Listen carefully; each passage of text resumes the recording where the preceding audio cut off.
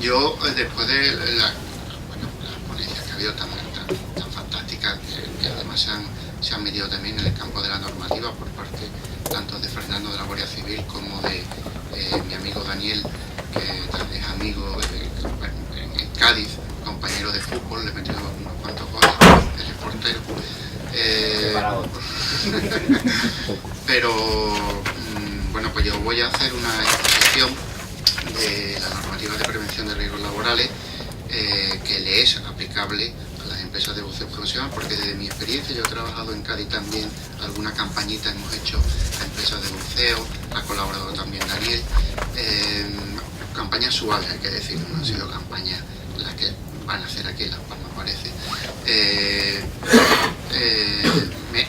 Me he dado cuenta o he advertido de que las empresas de buceo profesional en muchas ocasiones parece ellos tienen la sensación de que no son empresas a las que se le aplique la ley de prevención de riesgos laborales y toda la normativa derivada de la prevención de riesgos laborales.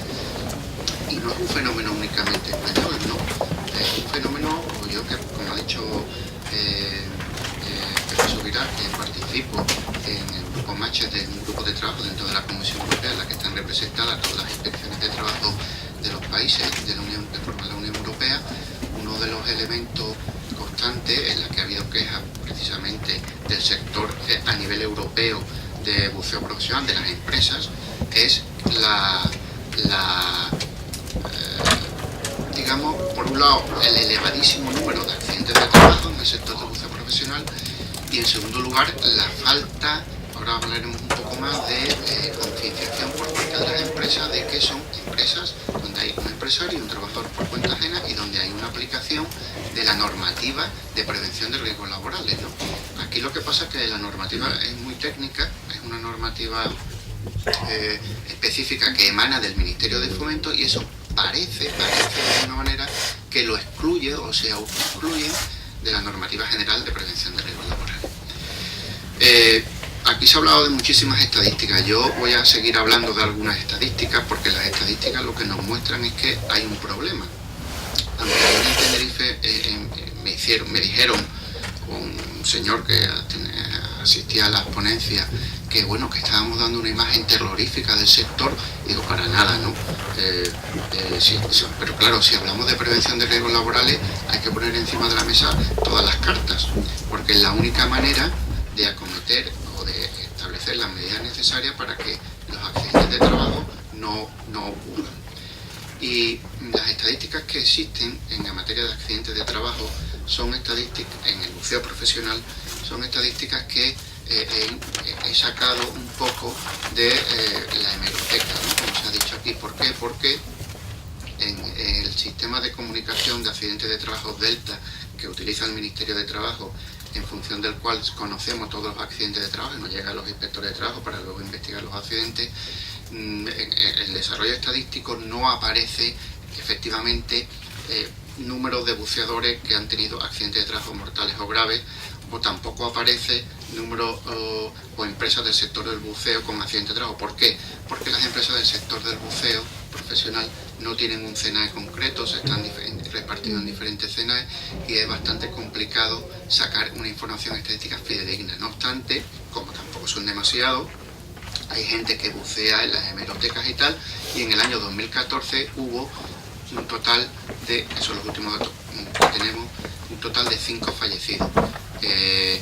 Esto hace que la tasa de incidencia, que en España alcanza 3,42 accidentes mortales por cada 100.000 trabajadores en general, y en el sector de la construcción, que es el que más accidentes de trabajo existe en España, bueno, y prácticamente en el mundo, que son 10,71 accidentes mortales por cada 100.000 en el año 2014, estamos hablando, por lo tanto, que el sector del buceo profesional, la tasa de incidencia es espectacular. Es decir, en sentido negativo, lógicamente, ¿no? Sí, hablaba con Daniel que tienen unos 500 buceadores más o menos trabajando en España, ¿no? Sí, Y en la acuicultura unos 700, imagínense, ¿no? 5 por cada 1.500. Eso, bueno, las estadísticas son las que son, vamos. No solo ocurre en España, cuidado, ocurre también en otros países de la Unión Europea.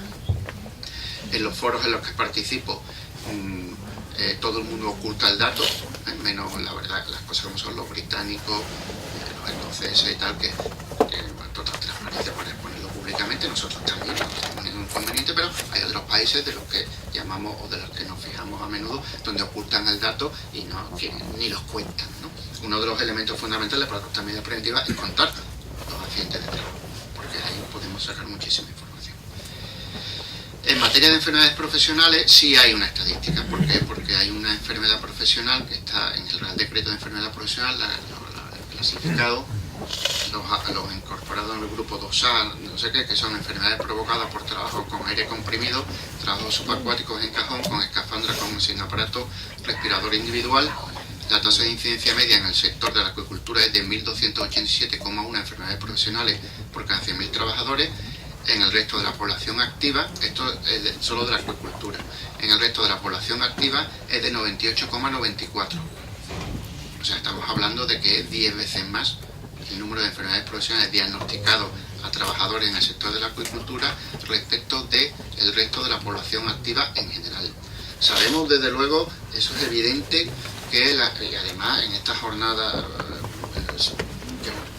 desconocía la peligrosidad, o sea, lo intuía bastante, pero aquí está claro que la peligrosidad del sector del buceo es tremenda, ¿no? Ya no solo buceo recreativo, que uno se mete debajo del agua para disfrutar, sino que también es tremenda, sino si ya encima vas al agua a trabajar, pues ya imagínense los peligros que ello conlleva. Entonces, todos estos datos, ¿qué nos están poniendo de manifiesto? Pues que hay un problema. Hay un problema, que hay muchos accidentes de trabajo. Sí, los datos no son positivos o negativos en sí mismos, los datos son positivos o negativos porque tú los comparas con otros. Y hay que decir que hay países en el entorno de la Unión Europea que tienen muchos menos accidentes, que también los hay, ¿eh? El Reino Unido, por ejemplo, tiene una tasa de incidencia como 5 veces menor que la nuestra. Escocia, bueno, entonces en el Reino Unido hay la inspección, el control de los accidentes de trabajo está repartido entre los diferentes países que conforman el Reino Unido: Escocia, Inglaterra, en fin, Irlanda del Norte y Gales. Y ahí Escocia, por ejemplo, o Inglaterra tienen mucho menos que nosotros. Noruega también, ¿eh? Son países también que la tradición del trabajo subacuático está muy vinculado al sector del petróleo, plataformas de petróleo, etcétera. Holanda también tiene mucho menos accidentes que nosotros, pero parece que ahí algo funciona mejor que aquí, ¿no? Por lo tanto, eso nos brinda un sitio donde podemos, digamos, alcanzar esos datos de accidente de trabajo, porque lo podemos conseguir, ¿no? Si hay algún país que lo ha conseguido y nosotros tenemos niveles parecidos a esos países, pues nosotros también lo podemos conseguir. La verdad que hay mayor implicación de muchas administraciones públicas, cosa que aquí, para no engañaros, la inspección de trabajo hemos hecho siempre muy poco. Esto más que investigar los accidentes mortales, que ya veremos luego algunos de los que hemos investigado y que acaban en sentencias condenatorias de empresas. Bien, hemos hablado un poco de aspectos planteados de la Unión Europea en la práctica del buceo profesional. Número de accidentes de trabajo muy elevado, eso es una constante. Hay una falta de definición en general de la organización competente para inspeccionar. O sea, todo el mundo sabe que cuando uno va a una obra de construcción y ve una infracción normativa, la de prevención de riesgos laborales, denuncia la inspección de trabajo e inmediatamente. Todo el mundo sabe que la inspección de trabajo va a estar ahí. En otros sectores, los que sea un bar o un restaurante, pero en el buceo profesional parece que no hay una definición clara, ¿no? En mi opinión, que es falso, ¿no? Debe ser que como están sumergidos, nadie quiere que lo... Pero no, hay inspección de trabajo plenamente competente y la normativa de prevención de riesgos laborales es plenamente aplicable al sector. Por otro lado, también hay una falta de formación de especialistas en inspección. Estoy hablando a nivel europeo. A nivel europeo, aquí tenemos la suerte y por lo menos contamos con la Guardia Civil, que son muy especialistas, el grupo GEAS, y que tiene una enorme competencia en esta materia. Otros países ni siquiera tienen eso. La contratación en general se hace en función del precio, sin implicación de ningún tipo por parte del contratista. Normalmente las empresas de buceo profesional son subcontratados bien para trabajos marítimos en buques, bien para obras marítimas offshore, para mantenimiento de plantas, etcétera, etcétera. Y es una constante dentro de la Unión Europea las quejas en relación a que la contratación se hace en función muchas veces del precio, no se mira la calidad de la empresa, no se miran los antecedentes, no hay una exigencia muchas veces de equipo, sobre todo en el sector de la construcción, en el que eso tengo yo algo de experiencia. Se contrata una empresa más o menos por precio y tal, que sepa hacer el trabajo bien, pero de seguridad ni se habla, ni se plantea cuándo son responsables solidarios. Ahora veremos algo de eso. En Europa en general, en los países UE 15, ha habido entre 2000 y 2015 unos 648 accidentes de trabajo mortales en el buceo profesional. Más o menos. Esta cifra yo creo que se queda corta porque hay países que no lo comunican correctamente. Pero bueno, más o menos son una cifra bastante importante. Bien. Vamos a entrar ahora un poco en la normativa que aplica. En primer lugar hay que acudir al origen, porque la normativa de buceo profesional es una normativa muy técnica, es una normativa que emana básicamente del Ministerio de Fomento y otras administraciones públicas, pero es normativa de prevención de riesgos laborales y el artículo 1 lo define muy bien, dice la ley de prevención, el origen, la base, dice que la normativa sobre prevención de riesgos laborales está constituida por la presente ley, sus disposiciones de desarrollo o complementarias y cuantas otras normas legales o convencionales contengan prescripciones relativas a la adopción de medidas preventivas en el ámbito laboral o susceptibles de producirlas en dicho ámbito. O sea, ahí mete un montón de normas que en el buceo profesional será la orden del 97, el convenio colectivo, los convenios colectivos que son dobles, que luego veremos, toda la normativa, por supuesto, de reales decretos de equipos a presión. Es una normativa industrial pero que tiene incidencia en el, dice, susceptible de producir incidencia en el ámbito laboral, en fin, es un conjunto amplísimo de normativa, que le es aplicable al buceo profesional y que es prevención de riesgos laborales y por lo tanto se le aplica la ley de prevención de riesgos laborales, ¿de acuerdo?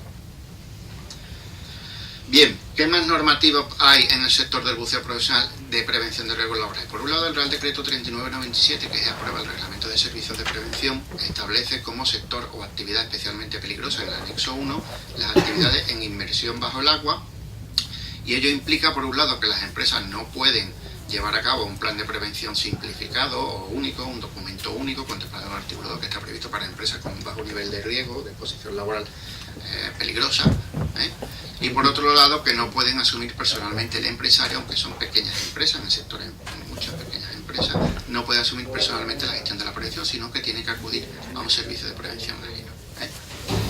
Y en segundo lugar, el artículo 22 habla de un recurso preventivo. Dice que necesidad de recurso preventivo en actividades con riesgo de ahogamiento por inmersión, y aquí sí que tengo una duda que no he sido capaz de solucionar, porque la ley distingue, por un lado, actividades con riesgo de ahogamiento por inmersión y por otro lado actividades subacuáticas. Las actividades subacuáticas un poco lo excluye de la necesidad de recurso preventivo. Yo entiendo que verdaderamente el jefe de equipo es el recurso preventivo en las actividades subacuáticas, pero no obstante, cuando vayamos al sector de la construcción vemos que ahí tiene que nombrar el contratista principal un recurso preventivo, que no es la empresa subacuática.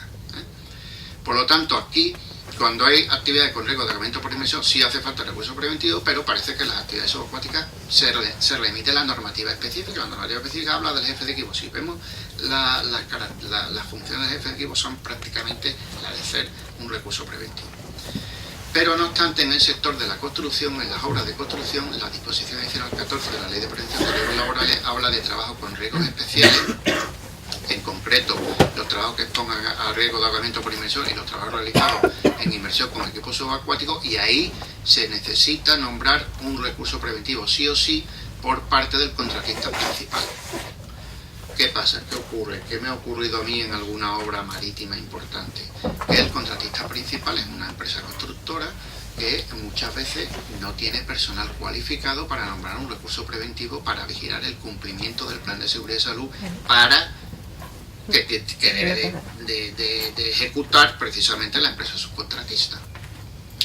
Y ahí se plantea, un problema se ha planteado donde yo he solucionado, claro, la empresa, tú no puedes nombrar el recurso preventivo del papel, está muy bien, pero si profundizas más, el recurso preventivo tiene que tener conocimiento concreto y específico de las actividades subacuáticas, porque se supone que va a ser la persona que va a vigilar el cumplimiento del plan de seguridad y salud por la empresa, por parte de la empresa subacuática. Y por lo tanto tiene que ser una persona realmente con conocimiento, en mi opinión. Yo algunas veces he obligado a la empresa, pues hecho, como hay distintas modalidades de recursos preventivos, contrate usted a alguien específico para esta actividad. Una preguntita, entonces, el contratista tiene que aportar también un recurso preventivo que tenga formación y conocimiento de mujer. No nos vale lo que está diciendo de que el papelito. El papel no vale. En mi opinión, vamos, no vale, no, seguro que no vale. Ya te lo digo yo. Yo he obligado a alguna empresa a contratar a un señor con conocimientos específicos para hacer recursos preventivos de actividades subacuáticas, que los hay en el mercado muchísimo. Un buceador profesional, que acredite experiencia, tal. O el servicio de prevención ajeno, a través del servicio prevención, que los servicios de prevención ajeno tampoco tienen este personal. Sí, que después lo típico que nos encontramos en obra es el jefe de obra que dice que es el recurso preventivo, que es el que te está diciendo, pues no, porque muy mal, no puede ser, no sirve, el jefe de obra no sirve, está asumiendo una enorme responsabilidad. Tiene que ser una persona cualificada. ¿Sí? Pedro, perdona, cuando tú has dicho que no se aplica a equipos subacuáticos, ¿te refieres a la excepción hasta que dice que lo dispuesto en el presente artículo se tiene sin perjuicio de las medidas previstas?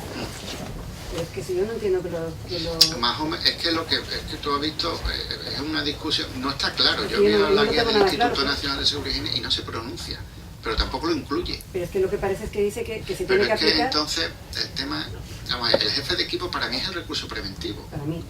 Claro, es que además yo creo que precisamente esto lo que dice es... La orden ministerial viene precisamente las que se le atribuyen como recursos preventivos. Exactamente. Yo entiendo que es así, es que no. Que lo que dice es que se aplique, es redundante, o sea, ¿no? que esta norma sea supletoria de una norma específica que es la de la orden ministerial. Entonces yo creo que por eso no podemos considerar que el recurso preventivo es el yo creo que sí, pero por eso digo que es un tema polémico que yo no acabo de... Habrá que plantear una consulta de alguna manera, porque yo es que lo veo desde el punto de vista del sentido común un tanto, o sea, el jefe de equipo será el recurso preventivo, ¿no? Lo que le complementa que tiene que tener formación específica para poder ser. Claro, las 50 horas. Pero no que quede excluido. No, vamos a ver, no he dicho que quede excluido, digo que el jefe de equipo es el recurso preventivo. Con la formación, pero es que tiene la formación de sobra para eso.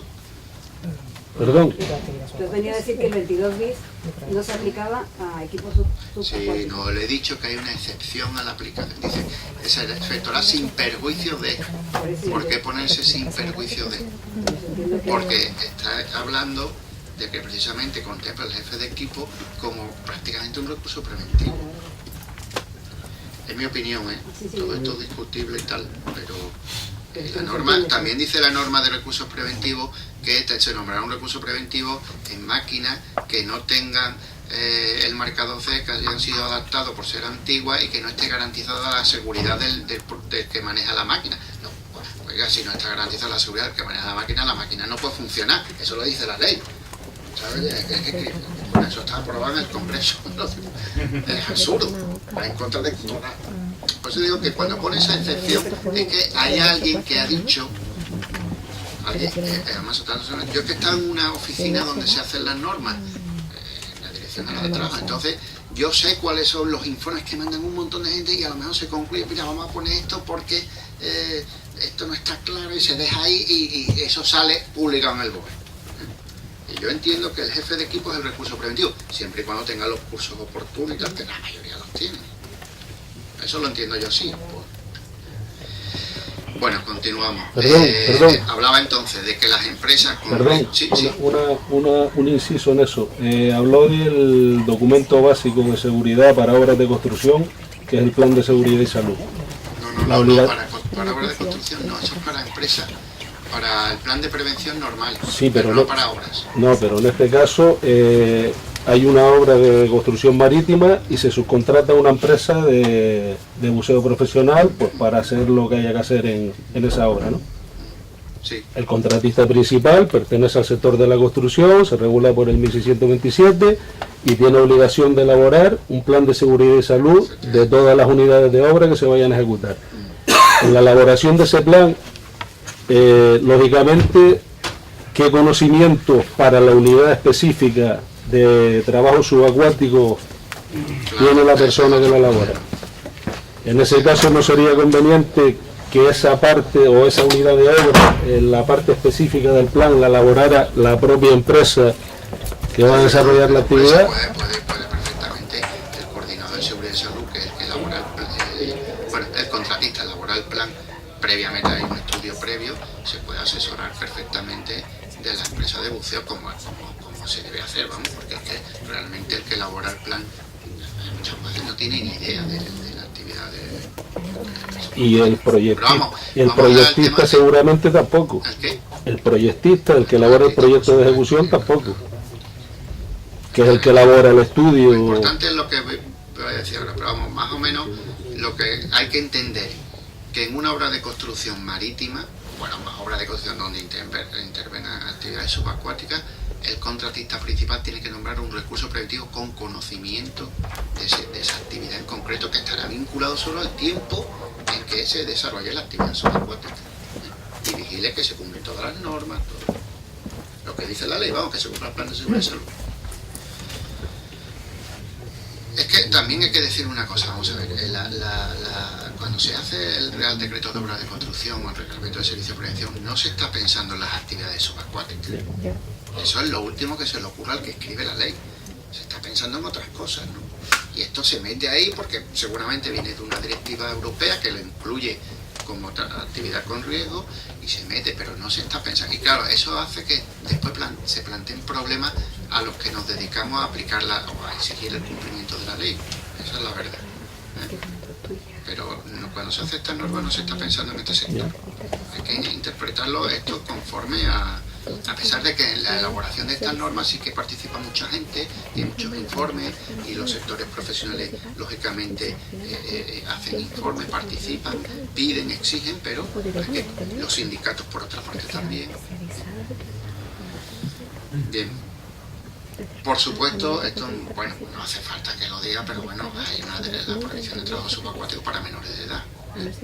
La Directiva 9433 del Consejo sobre protección de jóvenes en el trabajo prohíbe el trabajo en atmósferas con sobrepresión elevada, por ejemplo, dicen recintos bajo presión y submarinismo.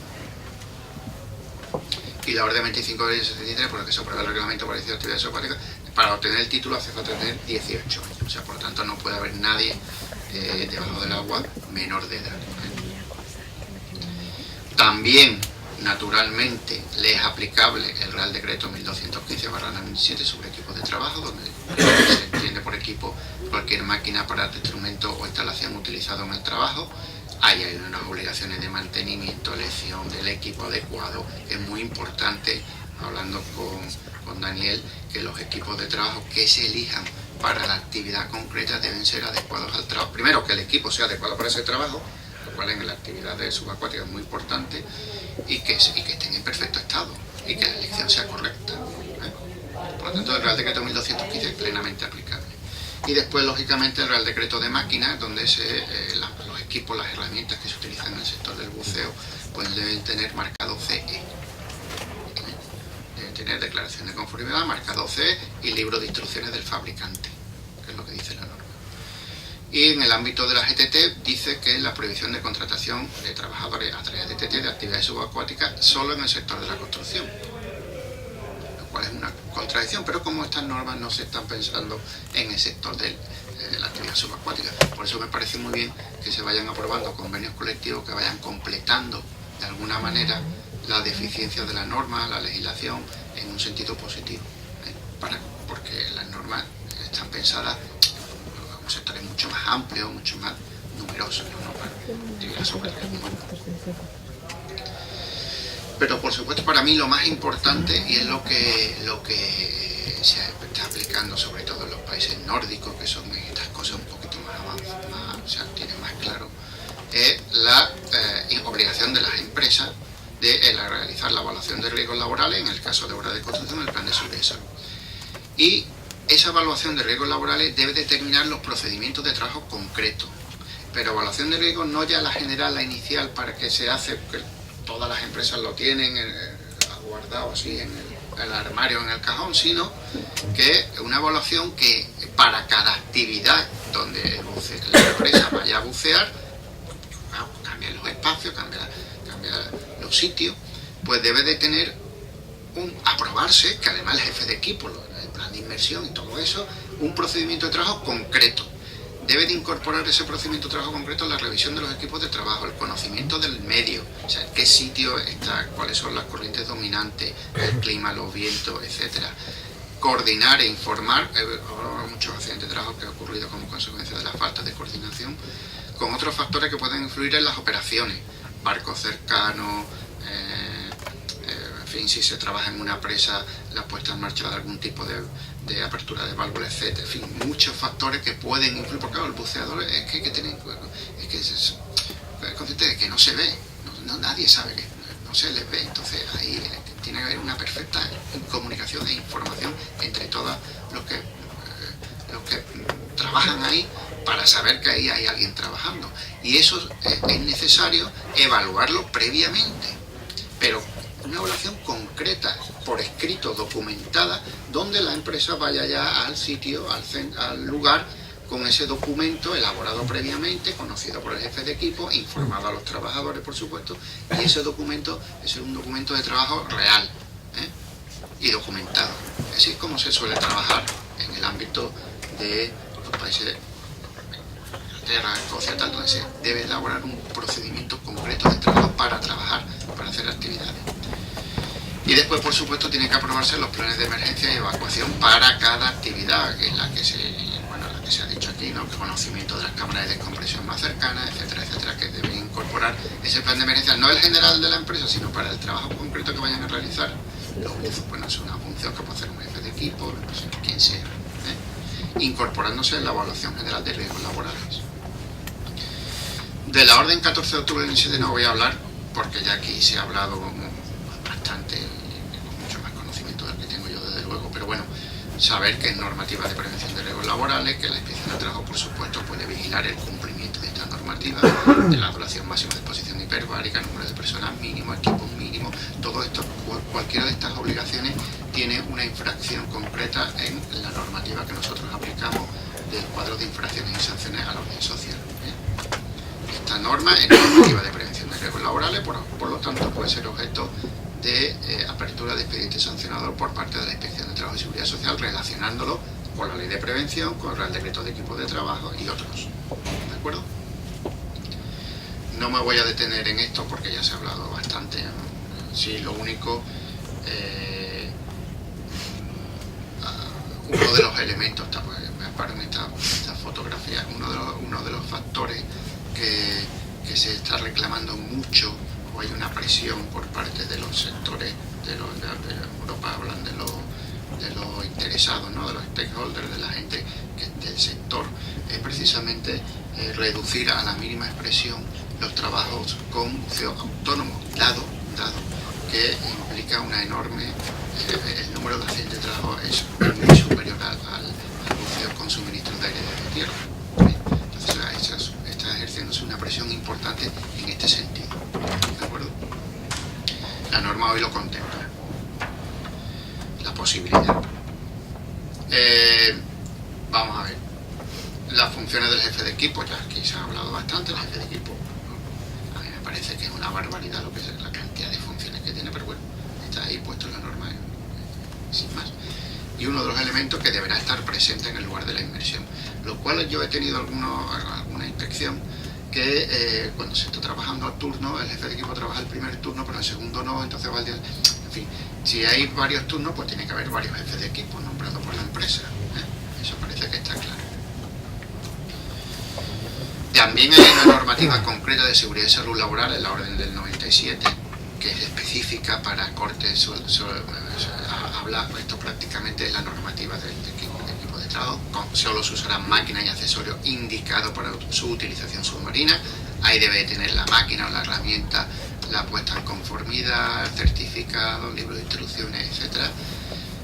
Deberán considerarse, por supuesto, el peligro de explosiones e incendios, en fin.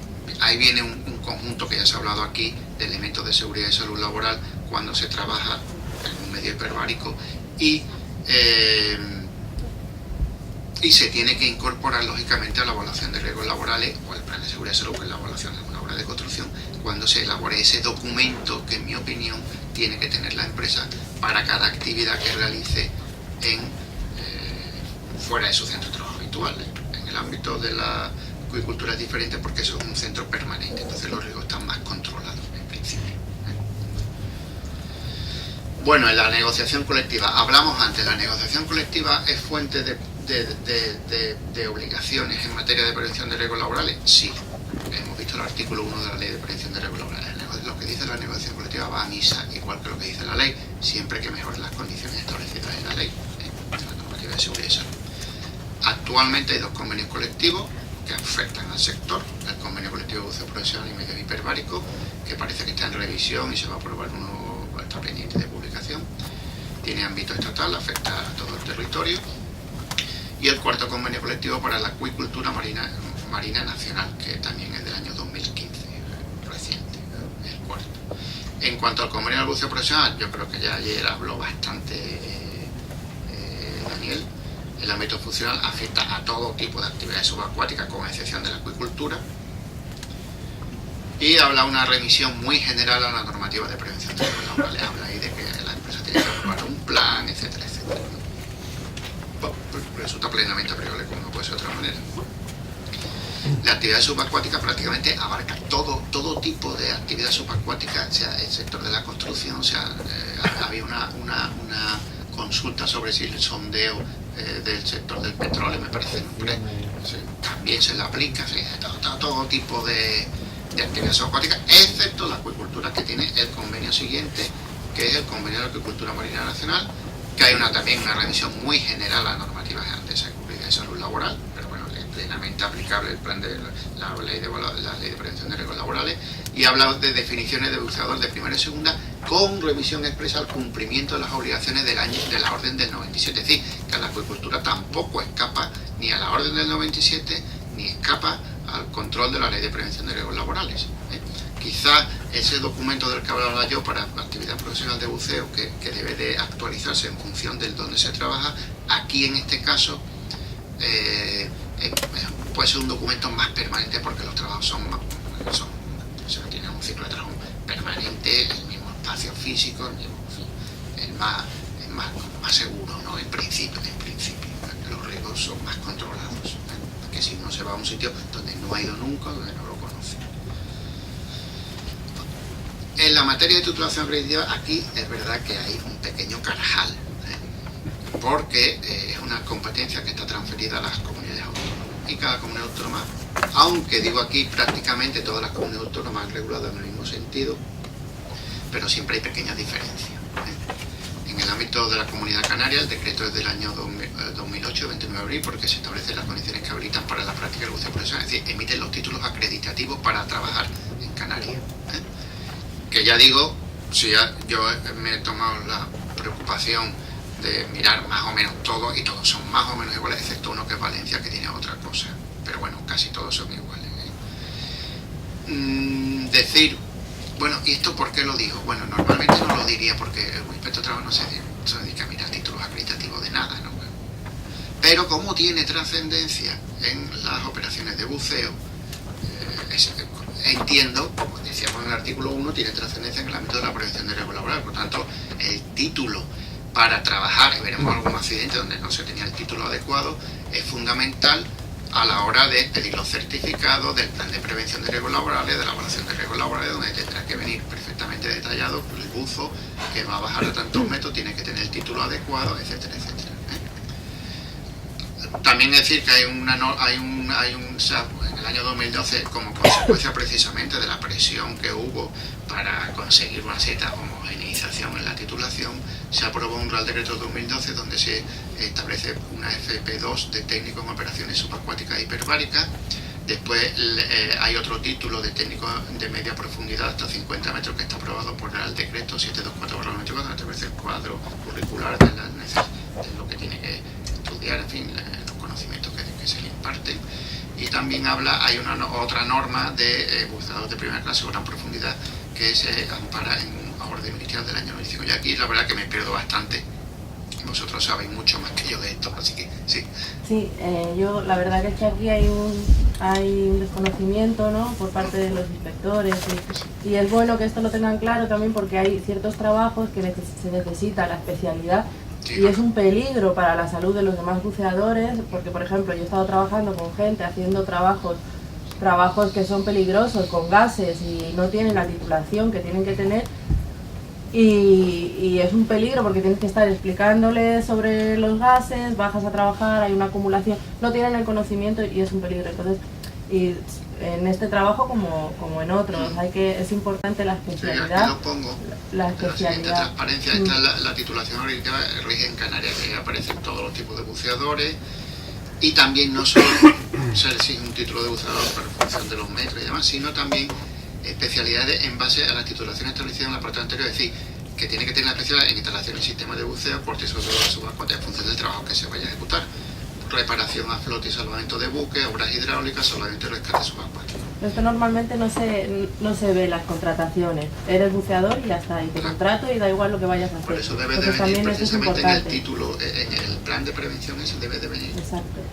Sí, dime. Además se da una circunstancia con respecto a las diferentes comunidades. Por ejemplo, entre Andalucía y Canarias, voy a poner una comparativa. En Canarias la titulación del técnico de media profundidad en la tarjeta de identificación profesional viene como buceador de media profundidad, no como técnico.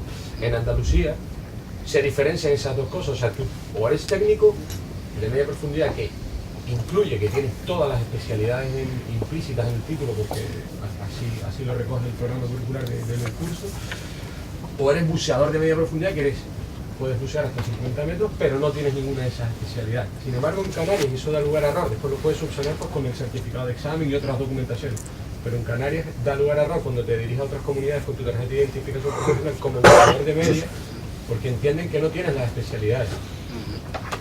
Y es un tema que se da entre la verdad que ahí yo creo que ahí es un asunto que corresponde muy mucho a las empresas del sector de intentar de alguna manera solventar esto. Tenemos que tener una disparidad de documentos acreditativos. Claro, yo me entiendo, yo no. Cuando una comunidad llama de diferente nombre, o sea, llama de diferente forma a un mismo título, eso da lugar a confusiones pues, cuando te desplazas a otras comunidades a trabajar. Que hasta el formato es completamente diferente. Y viceversa. Hay comunidades que ponen el mismo nombre a titulaciones distintas.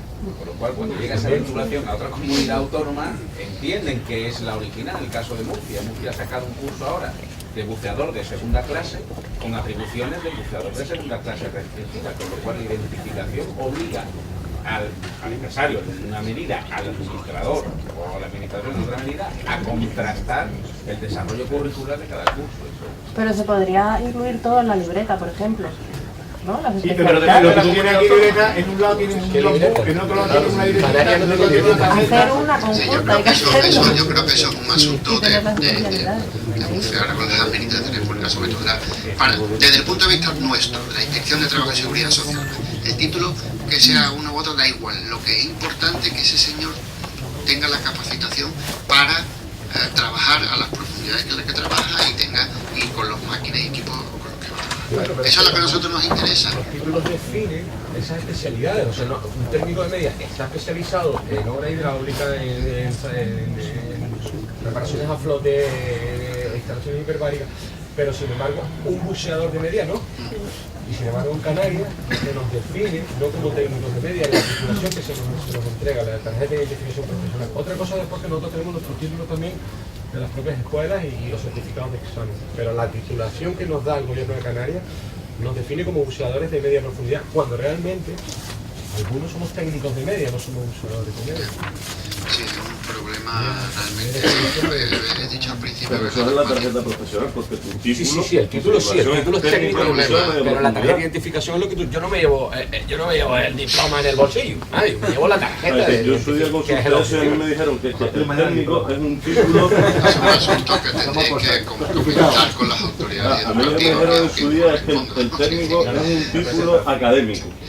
Bueno, vamos a continuar, que vamos un poquito de tiempo.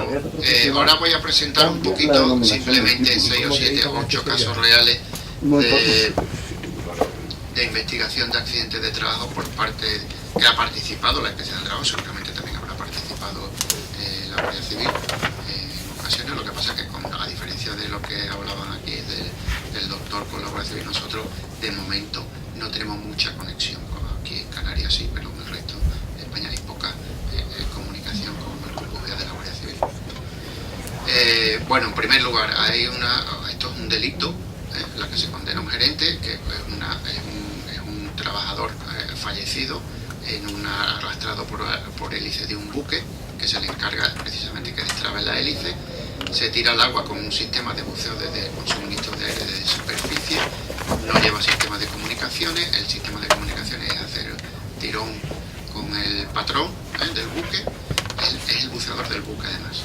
Y el gerente, sin saber por qué, o porque confunde la señal que le indica el trabajador, pues ordena poner en marcha la hélice con el trabajador en el agua y se arrastra al trabajador, lo succiona y le provoca el fallecimiento por golpe, básicamente.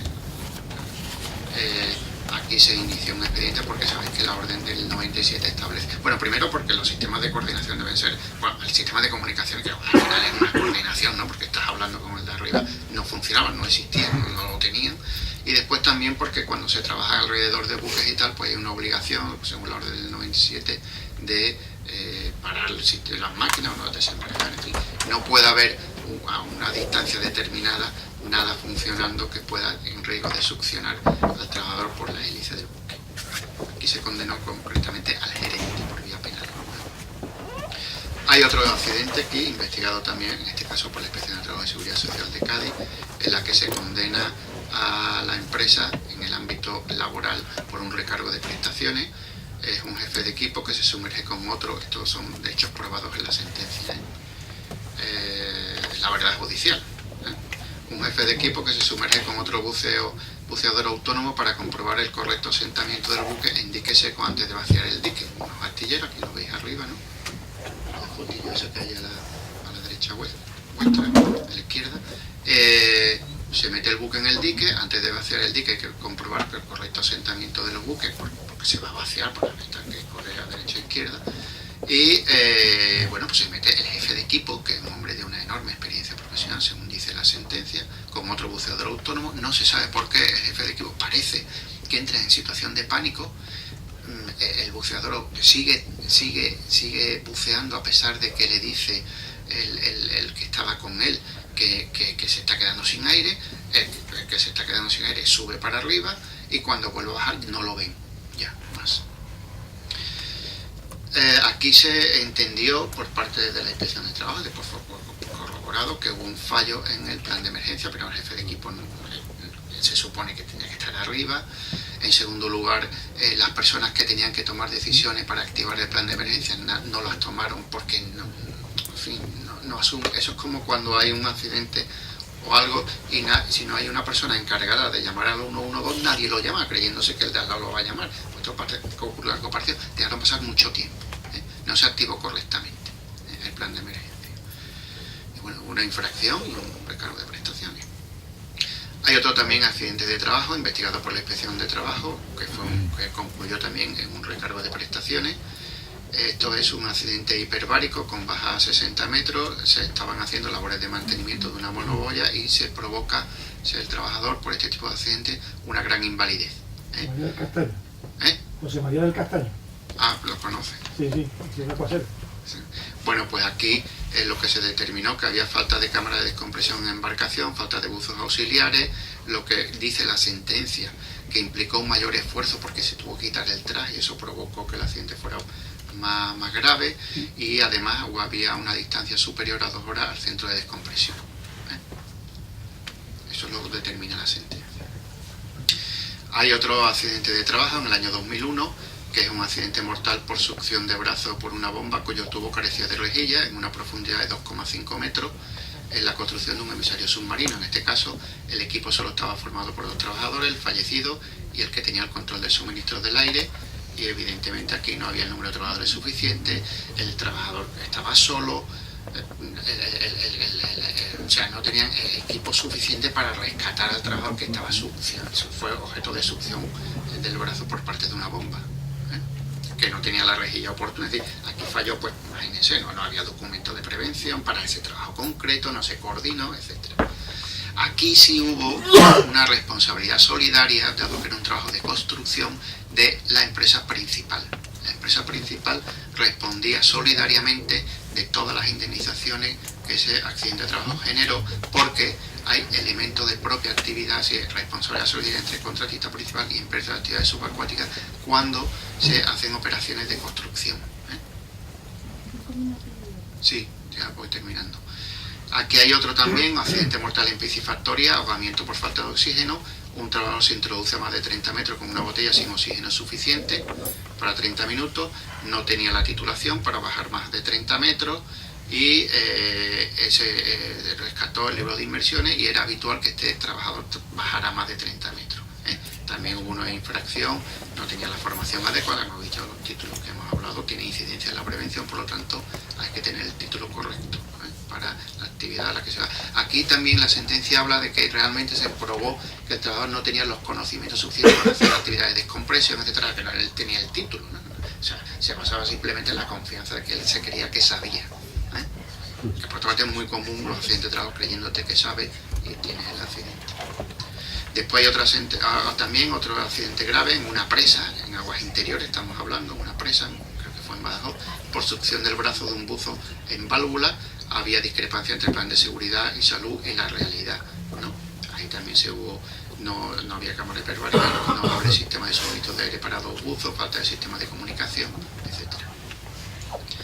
Otro también en Murcia, en este caso, esto es el típico ejemplo de accidente por falta de coordinación, un buceador colocando una escollera y una máquina, una retro, tirando escolleras al mar en la construcción de una escollera, ¿no? Entonces se le cayó, o sea, no sabía que había un buzo debajo y se le cayó una piedra encima del buzo, ¿no? Eso forma parte. Ahí hubo también responsabilidad solidaria de la empresa principal por propia actividad, vamos, o sea, la empresa principal respondía solidariamente de la indemnización que se le tenía que abonar, en este caso la familia del trabajador, porque el trabajador falleció.